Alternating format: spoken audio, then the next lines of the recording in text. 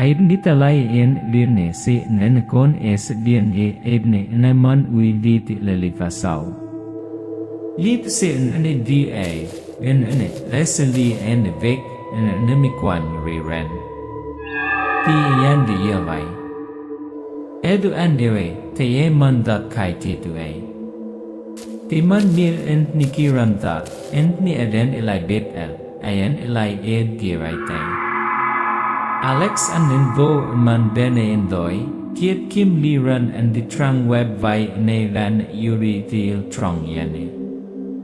Yiran eman benek sat hindani and ni ani ven bin sin, and gitu tie si pitumpula min. Erai titiad gilayan. Endulian ane vian wibin. Ayen isi engi, alen isi enoliquino, anen en ea diete yan. Eri vindian, en ni en tichabao ginirian. Alex andenant tiyan, ayen bit ran ebnikon es, an is vo ndi sian sewan o an en no datra. Lesuway, ti eden a hu ran nalayan again kailimang en no hukuyan dani. Yan identify anitian at yanilayan. Ni enay and again again ay titianya. Alex isiksong nibay, iningi niya ndu ang ibay gyan lian sentay. Alex and ilsi enigo, and may nan sendi layani. Nitia elenini, ye te in sian kon ani lir enan liyan yanilani. Ay isi indoy, alen isi ani. Yur niya titin subo ni anay, ni enti eden ibit ran nani asin ni baugirian. Tiene, lay ani tia kiel li ene nan. And then iti say, kaiti ivo siyan leandu li ayanan. Il buyen ayira bauliran, ene si and disigo ang deoditi. Alex Botrong nenilan laike achiulane sian yan liran lani. Niran yen le and the chikli ewan, vaigin ke Alex bit yen anti leanduan, maydim la andudan and quaitis iha. And the quaidia anai, nihili alien de ew. And then kaiti kwa, ti eb gilay ene ibne identify ali enibo, and that nen nanilan. That done they, and ia trong taili ne lane nantandeo. Alex din kwali equaitis, alin isi el kaso 8 oras 45 minuto ti. Nungi yang MC iway eke enediali. Ayan isi alan isi. Ay jik ene ahayu ang wanilan. Ti eden bit ran trong ni ene anay. May isi ay la ndi yikiay.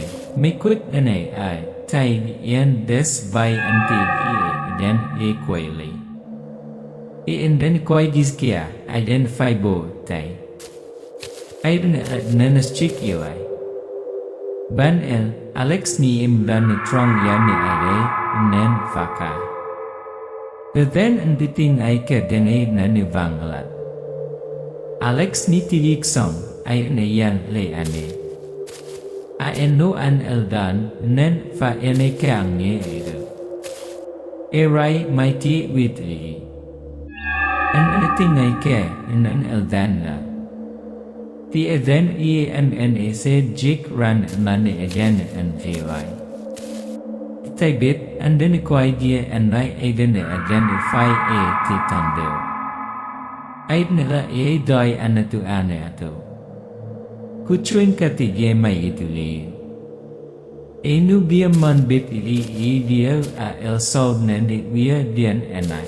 Yem a fai suboni el ayan man. Ni enay adene ni anay ni endi sem ilay. Ilay ayan yilad kaiti is bo nenanitiane igne yanilayan. Bay si endene Yin a alen ibaw gimonbit.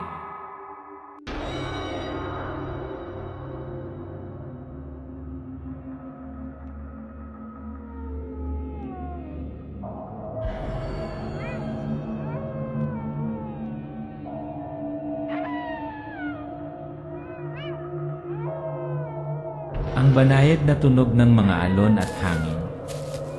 Nagbukas ang eksena sa isang madilim na sala. Ang madilim na liwanag mula sa isang table lamp ay nagniningning sa mukha ni Alex, isang pagod, nasa katanghaliang gulang na lalaki. Ang screen ay dahan-dahang pumutol kay Alex na nakaupo sa sofa, nakatitig sa screen ng computer. Ang kanyang mga mata ay pagod at puno ng pag-aalala. May mga pagkakataon sa buhay na hindi na natin kaya. Mahabang nakakapagod na mga araw, walang tulog na gabi dahil sa pressure sa trabaho, mga sirang relasyon na nagwawasak sa ating isipan. Si Alex ay nagmamaneho sa highway, nagmamadali, sa likod niya ay ang imahe ng isang lungsod na puno ng mga ilaw, kung saan ang kanyang mataong buhay ay wala na kung saan niya gustong manatili. Ako si Alex. Isang normal na tao tulad ng iba. I have a stable job, a not so bad life, but not everyone understands that pressure. A relationship that can't save, a stressful job. I want to escape from it all. Umupo si Alex sa eroplano, nakatingin sa bintana, lumitaw ang asul na dagat sa di kalayuan. Tila may hinahanap siya mula sa malayong abot tanaw. I decided to get away from it all. Is vacation, a place where can forget everything for a while. A place kung saan walang nakakakilala sa akin, walang nang-aabala sa akin. Ang isang shot ng screen ng computer ni Alex ay nagpapakita ng isang website na pinamagatang Mga Murang Motel, Unspoiled Beach. Isang magandang bahay sa dalampasigan, ang tubig ay asul. Ang imahe ay ilan lamang sa malabo, ngunit napakakaakit-akit na mga larawan. At pagkatapos ay natagpuan ko ito. Isang bahay bakasyonan sa dalampasigan. Walang mga review mula sa mga naunang nangungupahan, ngunit ang presyo ay masyadong maganda. $70 lamang sa isang gabi. Sinabi sa akin ng isip ko na hindi ito maaaring totoo, ngunit pagod na akong mag-isip. Binalikan ni Alex ang history ng tawag mula sa may-ari, at naramdaman niya ang kawalan ng pag-uusap sa email. I clicked the book button without hesitation. The landlord even sent back very short message. Yes, the house is still available. Enjoy your stay. Walang bati, walang tanong, pero wala akong pakialam. Nang natanggap ni Alex ang email ng kumpirmasyon, lumiwanag ang screen sa maikling linya lamang. Sumandal siya sa kanyang upuan, bumuntong hininga, blanko ang kanyang mga mata. Wala na akong inisip pa, naisip ko lang na makakahanap ako ng mapayapang lugar. Pero alam mo ba? Minsan, ang mga kakaibang bagay ay nagsisimula sa mga desisyon na sa tingin mo ay ang pinakasimpleng desisyon. At hindi ko alam na ngayon lang ako napunta sa isang bangungot. Lumapag ang eroplano sa isang maliit at desyerto na paliparan. Bumaba si Alex na may dalang simpleng handbag. Tahimik ang paligid, walang kaluluwa ang nakikita. Ang mainit, mahalumigmig na hangin ng isla na may halong amoy ng asin sa dagat. Maliit lang ang airport. Mabigat ang hangin. Nakita ko ang isang lalaki na may hawak na karatula kung saan nakalagay ang pangalan ko. Tahimik na nakatayo doon, walang sinasabi. Patay na tahimik ang buong isla. Naramdaman kong may mali, pero hindi ako naglakas loob na isipin yon. Gusto ko lang makarating doon at kalimutan ang lahat. Nakaupo si Alex sa kotse, nakatingin sa labas ng bintana sa mga desyerto na kalsada, mga siksik na puno na nakatakip sa lahat, ang larawan ng isang malayong isla.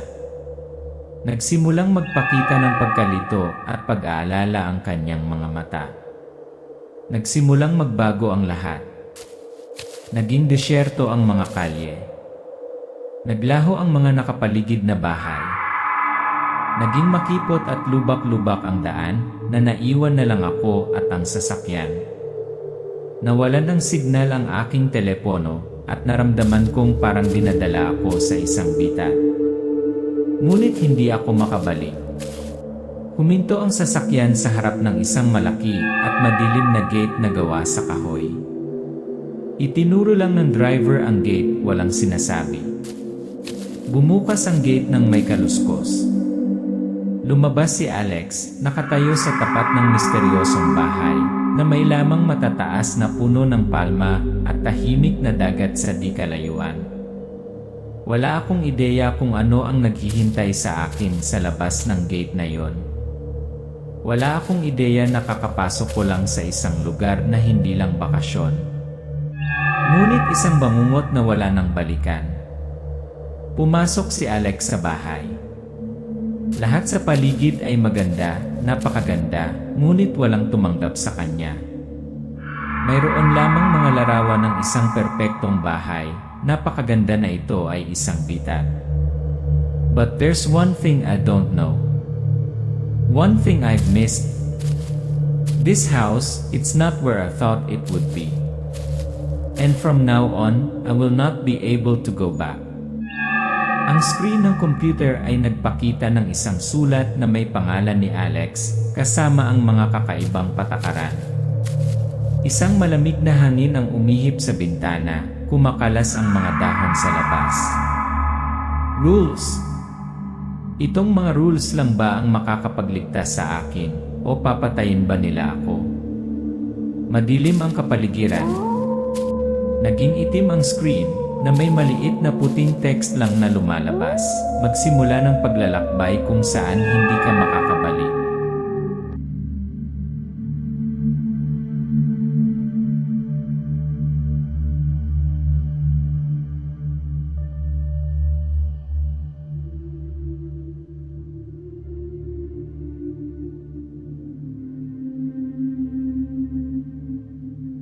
Minsan tumatakas tayo sa paghahanap ng isang bagay nang hindi alam kung ano mismo ang hinahanap natin. Akala ko ang bakasyon sa isang liblib na isla ang magiging daan ko para makatakas sa buhay na ito. Ngunit ang hindi ko alam ay ang paglalakbay na ito ay magdadala sa akin sa isang bagay na hindi ko makakalimutan. Lumapag ang eroplano, ang maliit na eroplano ay dahan-dahang lumipad sa hangin. Huminto ang eksena sa maliit na paliparan ng isla, nakakaunti lamang ang mga tao, nang walang mga pulutong ng malalaking lungsod. Yung maliit na airport, parang isang lugar na nawala sa space at time. Walang iba kundi hangin, buhangin at dagat. Akala ko makakarelax ako, pero hindi pala, nagsimulang gumapang sa bawat hakbang ang kakaibang pakiramdam. Lumabas si Alex ng airport, naramdaman niya ang kawalan ng hangin. Parang inabandona ang buong isla. Isang medyo may edad na lalaki ang nakatayong naghihintay kay Alex na may simpleng name tag, hindi nakangiti, tumatango lang habang papalapit si Alex. Wala akong natanggap na bati. Isang malamig na tingin lang mula sa driver. Walang umimik, nakakatakot na katahimikan ang buong paligid. Isang katahimikan na biglang nagparamdam sa akin bilang isang tagalabas na wala. Sumakay si Alex sa sasakyan, dumaan ang sasakyan sa mga bakanting kalsada, puro puno at damo ang nasa daan. Ang isang pakiramdam ng kawalan ng laman at kawalang hanggan ay lumaganap sa lahat. Itong daan, makitid at desyerto. Gaya nga ng naisip ko, pero habang lumalakad ako, mas lalo akong nakaramdam ng mali. Tumingin ako sa bintana, nakita ko lang ang mga siksikan na puno at mahahabang damo na tila ba natatakpan ang lahat. Hakbang-hakbang papasok sa isla, naramdaman ko ang sarili kong nahiwalay sa labas ng mundo. Huminto ang sasakyan sa tapat ng isang malaking gate na gawa sa kahoy, na hindi nakalock at bahagyang pumikit habang dinadaanan ito ng hangin. Bumaba si Alex sa kotse, puno ng pagkalito ang kanyang mga mata.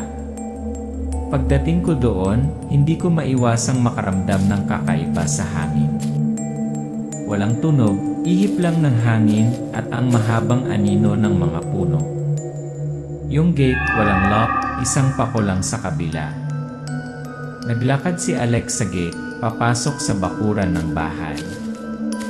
Ang bahay ay mukhang isang magandang larawan, ngunit walang sinuman ang sumalubong sa kanya. Ang ganda ng bahay, tulad ng nakita ko sa mga promotional photos. Malago ang berdeng mga palm tree sa paligid, isang turquoise na swimming pool, at ang karagatang nakikita. Pero walang tao doon. Walang bati mula sa may-ari ni isang staff. Isang nakakatakot na katahimikan. Tumayo si Alex sa gitna ng bakuran, tumingin sa paligid, at sumigaw, "Hello!" Ngunit isang etyo lamang ang bumalik mula sa malayong karagatan.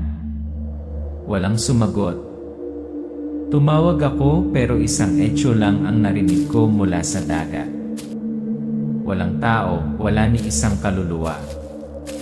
Ilang beses na akong naghanap ng kapayapaan, ngunit natagpuan ko na ba ang hindi ko gustong malaman? Pumasok si Alex sa bahay, dahan-dahang bumukas ang pinto. Ang lahat sa bahay ay perpekto, maluwag na sala, malinis na kusina na may sariwang prutas at isang bote ng alak sa mesa. Ngunit ang ilaw sa bahay ay tila medyo madilim, ang kapaligiran ay medyo mabigat. Everything in this house is so perfect. So clean, so neat. The scent of lavender wafts gently through the air. Pero may kung ano sa hangin na nahihirapan akong huminga. Parang may nagmamasid sa akin mula sa kung saan, pero paglingon ko, walang tao. Nakakita si Alex ng sulat na nakadikit sa pinto. Binuksan niya ang liham, binasa ang kakaibang mga alituntunin dito. Bawal magbukas ng pinto pagkalipas ng 8 oras 45 minuto EF. Bawal makipag-usap sa babaeng nakasuot ng pulang damit. Bawal umakyat sa hagdanan. Nag-alinlangan si Alex, ang kanyang mga mata ay lumilipat pabalik-balik, lumaki ang kanyang pagkabalisa. Reading this, I started to feel uneasy. Rules. Bakit may mga ganitong rules sa bakasyon? I didn't know what to do with it, maybe was just being too anxious. But part of me said, if I don't follow these rules, I'll never get to leave. Pumasok si Alex sa kwarto, sinuri ang bawat sulok ng bahay. Walang kakaiba. Ngunit ang pakiramdam ng insecurity ay kumapit pa rin sa kanya. I checked every room, every corner, everything was normal. But I do have the feeling that this house is not just a place to rest. Maybe I made the biggest mistake of my life. Gabi. Umupo si Alex sa upuan, nakatingin sa labas ng bintana, tumatama sa mukha niya ang malamlam na liwanag ng lampara. Biglang may mahinang kumatok sa pinto. Nagulat si Alex at hindi nangahas na kumilos. 8 oras 45 minuto ang oras na hindi ko makakalimutan. May mahinang kumatok sa pinto. Kahit na naalala ko ang mga rules, may parte sa akin na gustong buksan ang pinto para makita kung sino ang nasa labas. Pero hindi ko magawa. Hindi ko magawang lumabag sa rules. The rules were the only thing keeping me alive.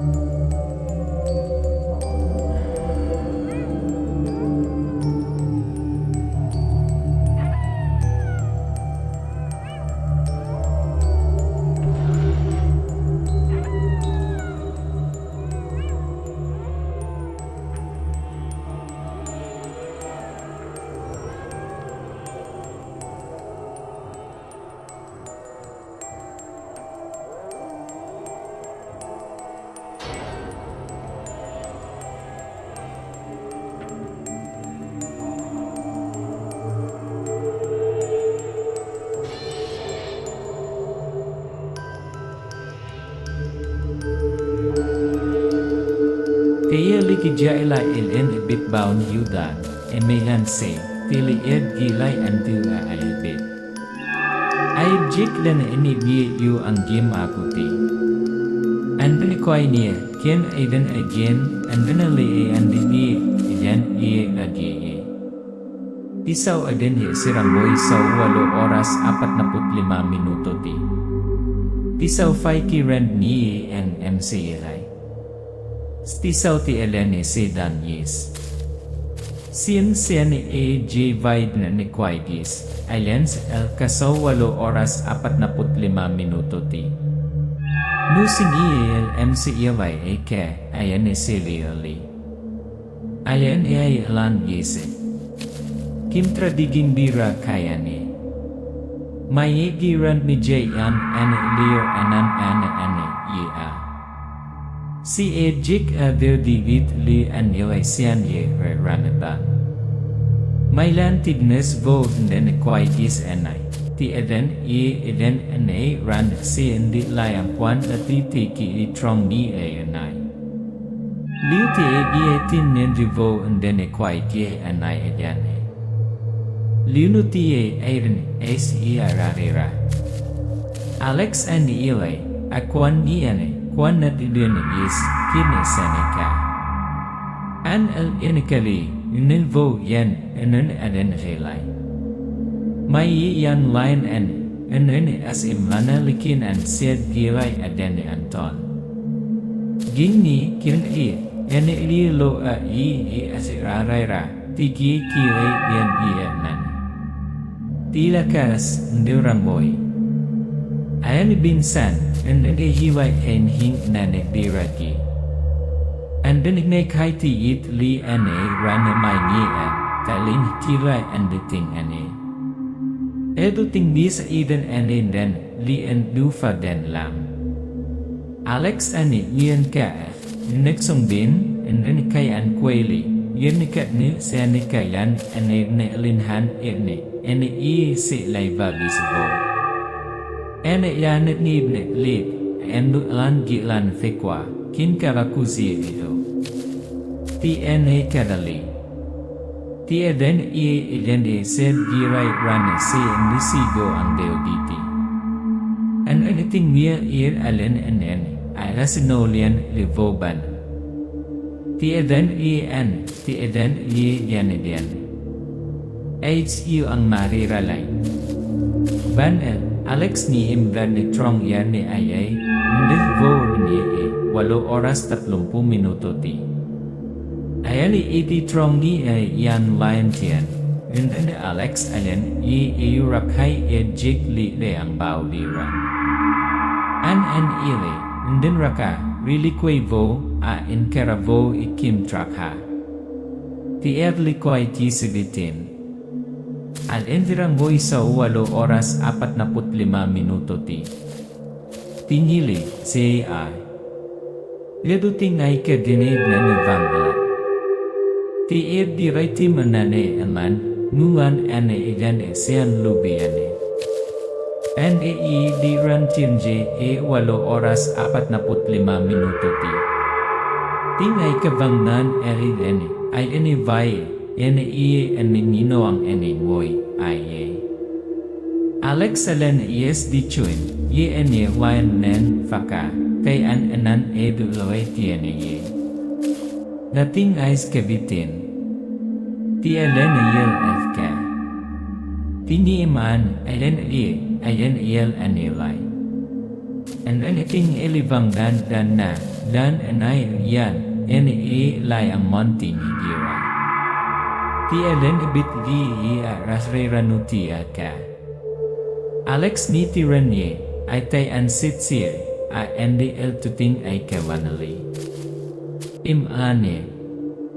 Alex ti lead ni ire kim trakada ndulan na. Ay jik dirne dadlo baudiran. Ay endire ingoyes imane. Ti kay hailiusi fay na ni ang niyan si Ginzurabi ti le yani.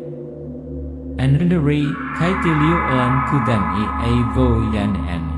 Tay gira ne se yan ani. Alex an di kudang nivo iane adetiom. Edu ian ni inerati kwaka a inayan ni ane. Alex an ayan ane wia lan yes sian nilad kim traviane sian iane. Taibit umane eden si an yes anen itali eden ye an ane sian idane lai. Edu a yi tlischim alanitay. At sa undi sian ane ni iye si ananikway tiye yi da ane ilay. At sa tiye yi wi kwarn di si nan chabit.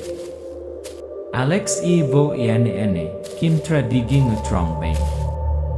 Anhi di set diway na idan lain tien das kaya den ido hini ip tiane.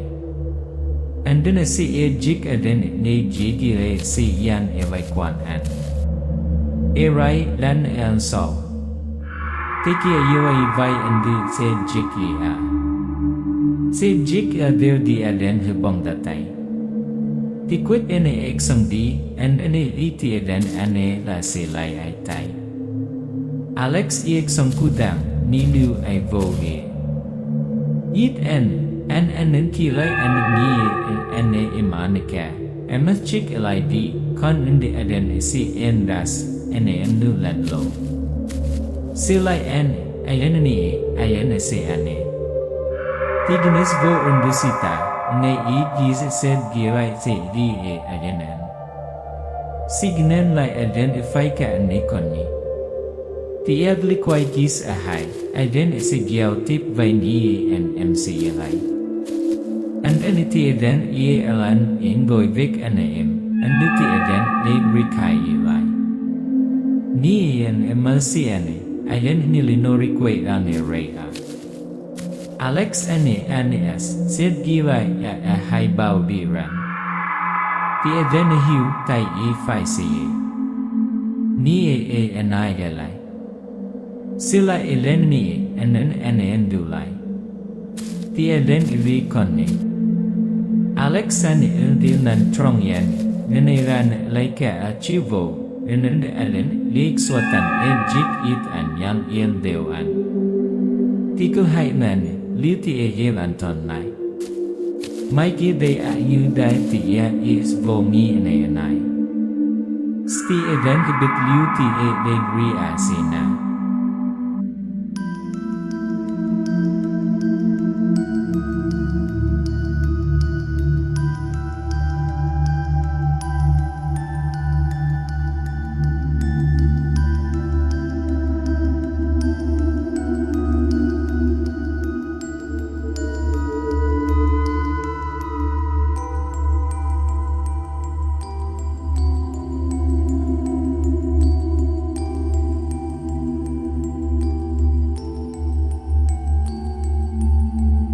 Bahay na ito ay hindi katulad ng iba. Naramdaman ko ang pagbabago sa hangin. Parang may sariling buhay ang lahat, isang bagay na hindi ko maintindihan. At pagkatapos natagpuan ko ang unang bagay. Pumasok si Alex sa attic kung saan nagkalat ang mga lumang bagay. Ang madilim na liwanag ay nagpapaliwanag sa isang talaarawan na nakalatag sa isang tumpok ng mga lumang libro. Kinuha ito ni Alex, binuksan ang diary, at nagsimulang magbasa. This diary isn't mine. It's from the person who stayed here before me. Ang nabasa ko dito, yung mga kakaibang experience na dinanas nila. Nakakita sila ng mga multo, nakarinig ng kakaibang ingay sa gabi, parang may nagmamasid sa kanila, parang may sariling espiritu ang bahay na ito. Close-up ng diary, ang mga linya ay malabo, nakasulat sa nanginginig na sulat kamay, hindi ako makaalis. Ang bahay na ito ay hindi ako papayagang lumabas. Nakikita ko ang mga anino sa salamin, kumakatok sa gabi. Sinusundan nila ako. Ang bawat pahina ng talaarawan ay puno ng mga nakakatakot na pangyayari. Ang mga naunang nangungupahan ay nagkwento tungkol sa kakaibang supernatural na mga pangyayari. Ngunit ang pinaka nagpalamig sa akin ay ang mga huling linya, walang makakaalis, at ang mga umaalis hindi talaga sila alis. Patuloy na inilipat ni Alex ang mga pahina ng libro, puno ng pag-aalala ang kanyang mukha. Bawat pahina ng diary ay tila binibigyang diin ang insecurity na kanyang nararanasan. Sa wakas, huminto siya sa isang espesyal na pahina ng tala na tumutukoy sa isang hindi matatakasan na sumpa. Ang pangungusap na ito ay paulit-ulit na bumabalik sa akin. Kapag pumasok ka sa bahay na ito, hindi ka naalis. Ang halagang babayaran mo ay ang iyong kaluluwa. Ang mga salitang ito ay tulad ng isang sumpa, tulad ng isang babala mula sa isang tao na dumating bago ako nagtaka, ako ba ang susunod? Tahimik na nakatayo si Alex sa attic, nagsimulang kumurap ang ilaw ng flashlight, at biglang may ingay mula sa sulok ng kwarto. Lumingon siya, ngunit wala siyang nakita. Bigla niyang napansin ang isang maliit na manika na nakalatag sa estante. Ito ay isang manika. Isang antigong manika, tulad ng mga nakita ko sa mga lumang larawan sa dingding.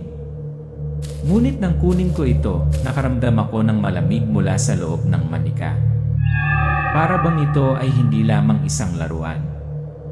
Naunawaan ko na ang bahay na ito ay hindi lamang isang bahay bakasyonan, ito ay isang bita. Tinitigan ni Alex ang manika saka inilapag sa mesa. Natahimik ang buong attic, ngunit may kakaibang presensya ang naramdaman ni Alex. Naglakad-lakad siya, nakakita ng kakaibang marka sa mga dingding at sa mga bagay. Paglabas ko sa attic, may napansin akong mga gasgas sa mga dingding. Mga marka na parang may kumamot. Hindi na pareho ang mga dingding, parang nagbabago, parang nagre-react sa presensya ko. Nagsimulang magbago ang lahat sa paligid ko. Sa sala, kung saan natuklasan ni Alex na mukhang nakalock ang mga bintana at pinto. Sinubukan niyang buksan ang pinto, ngunit hindi niya magawa. Nadagdagan ang pakiramdam ng pagkabalisa nang mapansin ni Alex na ang mga bagay sa bahay ay unti-unting nagbabago ng posisyon. Nakalock yung mga bintana, yung mga pinto, lahat. Sinubukan kong buksan ang bawat pinto, pero hindi ko magawa. Lumingon ako sa sala, lahat nagbago. Gumalaw ang mga bagay nang hindi ko namamalayan. Itong upuan, yung table, sigurado akong wala sila sa ganitong posisyon pagdating ko. Itong bahay, hindi na bahay. Dumungaw si Alex sa bintana, pakiramdam niya ay may nakatayo sa labas, tahimik na nanonood. Nanginig siya nang makita ang malabong figura sa salamin. Hindi gumalaw ang figura, nakatayo lang habang nakatingin sa loob. I can't see clearly. But I know someone is out there. And I can't get out of here. This house won't let me leave. I feel an invisible force surrounding me. It's not just watching me, it's controlling everything. Mga yabag, sunod-sunod na hakbang pababa ng hagdan. Hindi ako naglakas loob na tumalikod. Hindi ko kaya. Pero palapit ng palapit ang mga yabag. Alam ko, may something sa bahay na ito na gustong manatili ako habang buhay. Larawan ni Alex na nakatayo pa rin, nakatingin sa hagdan.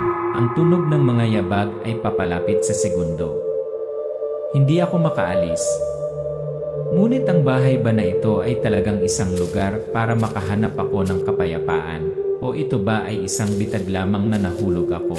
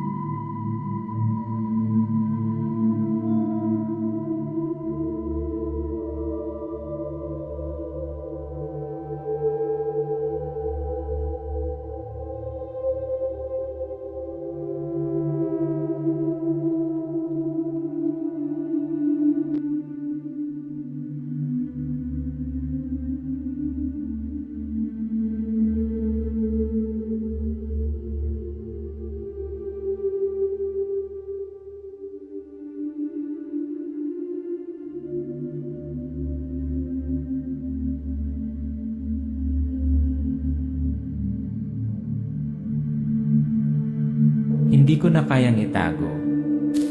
Lahat ng ito may dahilan. Ang mga patakaran, ang mga babala. Lahat ay humahantong sa isang bagay. At alam ko, kung hindi ko ito maiisip, hindi ako makakaalis. Bumaba si Alex sa hagdan patungo sa basement. Malinaw na umaalingaw ang bawat yabag sa madilim na espasyo nang huminto siya sa isang maliit na pintong gawa sa kahoy. Ang pinto ay luma, maasim at nagpapakita ng mga palatandaan ng edad. Lumapit siya para buksan ang pintong iyon. Ang pintong ito ay hindi katulad ng anumang nakita ko sa bahay. Ito ay maingat na parang may itinatago, isang bagay na walang pinapayagang malaman. At nang buksan ko ito, hindi ako makapaniwala sa aking nakita. Bumukas ang pinto, tumambad ang isang maliit, madilim na silid na puno ng kakaibang vial, malapot na likido sa loob.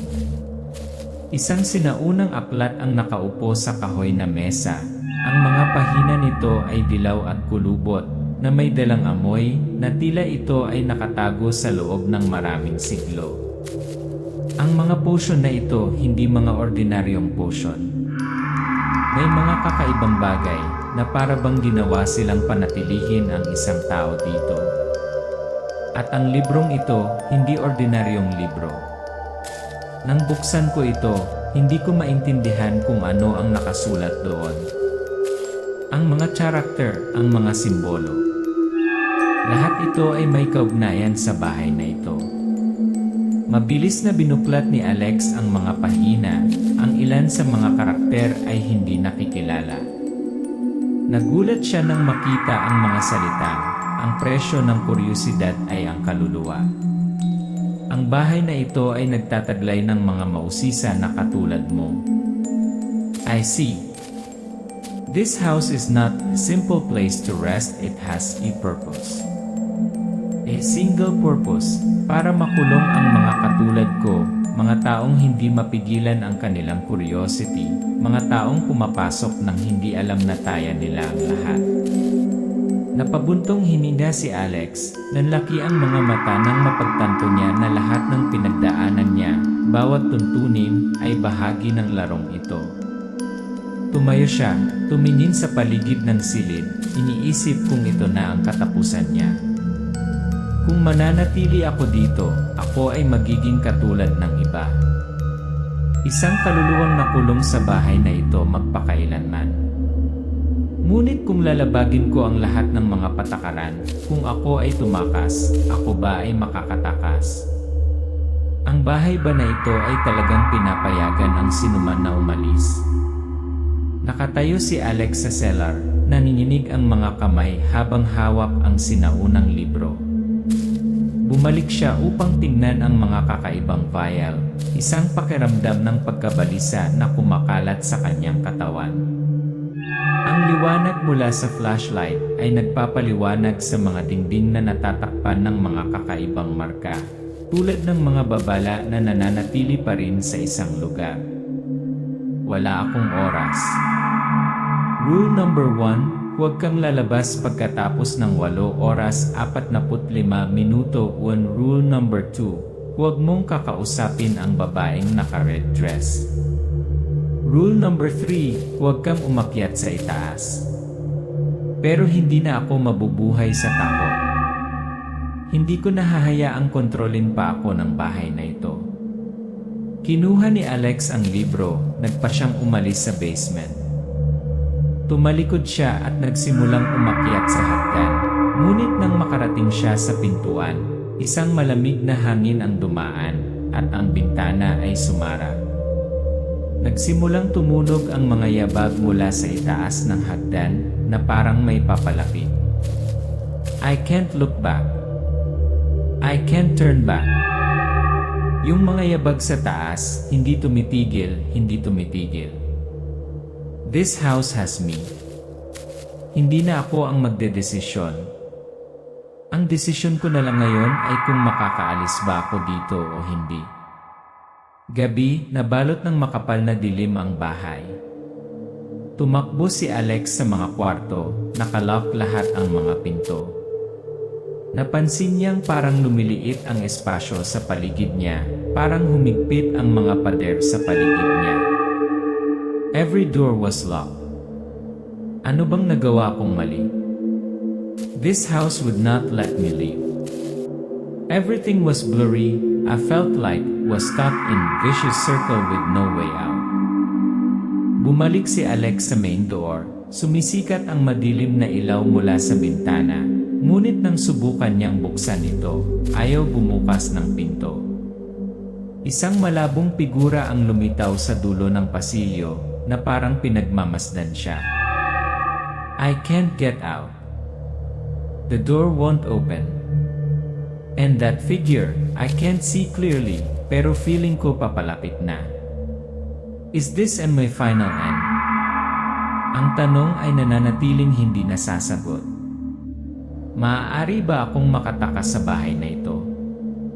O magiging bahagi ako ng sumpang ito na nakulong sa takot at kadiliman magpakailanman?